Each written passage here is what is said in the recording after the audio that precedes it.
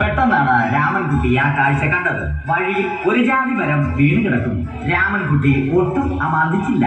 ആ മരം പൊക്കാൻ ശ്രമിച്ചു.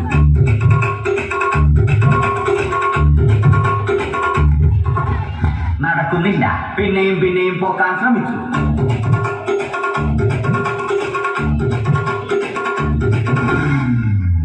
നടക്കുന്നില്ല.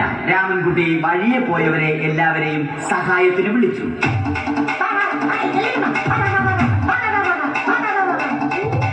ആരും വന്നില്ല. അവസാനം കുടുംബശ്രീ യൂണിറ്റിൽ തൊഴിലുറപ്പിന് പോകുന്ന പെണ്ണുങ്ങളെ സഹായത്തിന് വിളിച്ചു.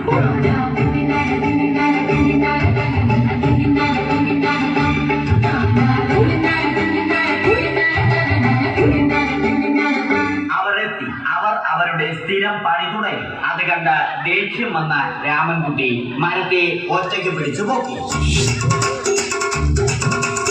അത്ഭുതമെന്ന് പറയട്ടെ, മരം നേരെ നിന്നു. ഇത് കണ്ട തൊഴിലുറപ്പ് പെണ്ണുങ്ങൾ രാമൻകുട്ടിയോട് നോക്കുകൂലി ആവശ്യപ്പെട്ടു.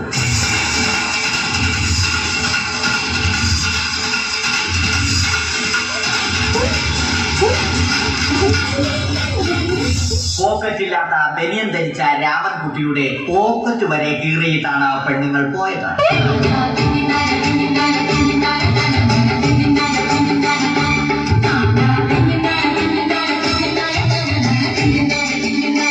രാമൻകുട്ടി പിന്നീട് ഒന്നും ആലോചിച്ചില്ല. മരത്തിന് ഫാക്ടംബോസ് 2020 സെപ്റ്റംബർ 14 നൽകി. മരം തഴച്ചു വളർന്നു. ഇത് കണ്ട് രാമൻകുട്ടിക്ക് സന്തോഷം വന്നു. സന്തോഷം വന്നാലും ദുഃഖം വന്നാലും രാമൻകുട്ടിക്ക് മരത്തിനു ചുറ്റും ഡാൻസ് കളിക്കുക എന്നുള്ളത് രാമൻകുട്ടിയുടെ മാസ്റ്റർ പീസ് ആയിരുന്നു. ആ മാസ്റ്റർ പീസ് രാമൻകുട്ടി ഇവിടെയും എടുത്തു.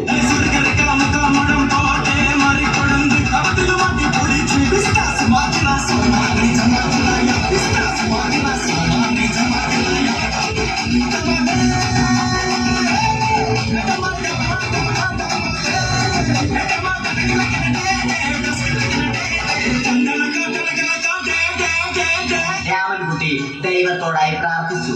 നിങ്ങൾ എനിക്ക് ആയുസ്സും ആരോഗ്യവും തരൂ.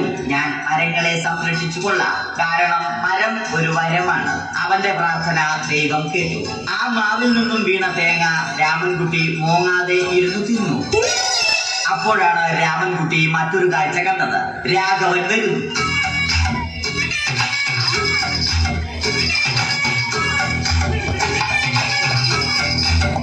മരം മുറിക്കൽ ഹോബിയാക്കിയ, അതിലുപരി ജോലിയാക്കിയ രാഘവൻ മരങ്ങളുടെ ശത്രുവല്ലേ. മരങ്ങൾ മുറിച്ച് ഫർണിച്ചർ പണിയുന്നത് തെറ്റല്ലേ. അവനെ ഇതിൽ നിന്നും പിന്തിരിപ്പിക്കണം. അവർ തമ്മിൽ ഒന്നും രണ്ടും പറഞ്ഞു. സംസാരം മൂത്ത് വാക്കേറ്റമായി. അത് പിന്നെ അടിയിൽ കലാശിച്ചു.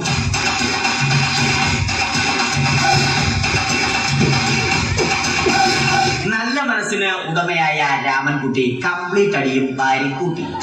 ഒടുവിൽ രാമൻകുട്ടി സർവ്വധൈര്യവും സംഭരിച്ച് രാഘവനോടായി അലറി. മനസ്സലിഞ്ഞ രാഘവൻ രാമൻകുട്ടിയെ അരികിൽ വിളിച്ചു.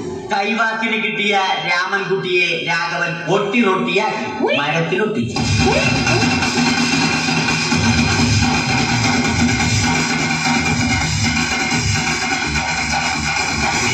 ഇന്നത്തെ പണി കഴിഞ്ഞ രാഘവൻ സംതൃപ്തിയോടെ വീട്ടിലേക്ക് മടങ്ങി. തനിക്ക് തല്ല് കിട്ടിയാലും മരത്തെ രക്ഷിക്കാൻ പറ്റിയ സന്തോഷത്താൽ രാമൻകുട്ടി മരത്തെ കെട്ടിപ്പിടിച്ച് പൊട്ടി പൊട്ടി കരഞ്ഞു.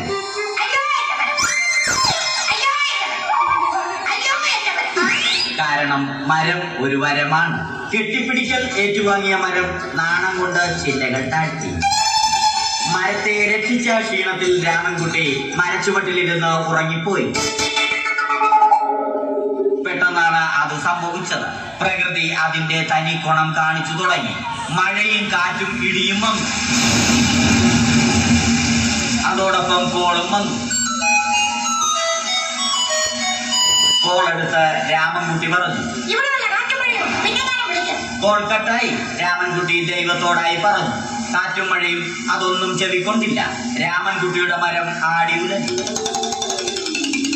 രാമൻകുട്ടി ദൈവത്തോടായി വീണ്ടും പറഞ്ഞു. മരം ഒരു വരമാണ്. മരത്തെ ഒന്നും ചെയ്യരുത്.